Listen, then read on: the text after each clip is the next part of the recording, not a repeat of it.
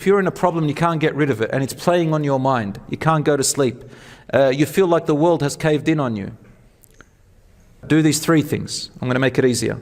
Do these three things. Wallahi, it works, and I've seen it work with a lot of people. It works with myself as well. Number one, you need to first and foremost truly and really identify clearly what is it that is disturbing you. What's your problem? Next, you're going to do this. You're going to truly from your heart, honestly and sincerely say, even if you need to close your eyes for this, and you forget about everything around you for about 1 minute, not even, just 20 seconds. Focus on that problem.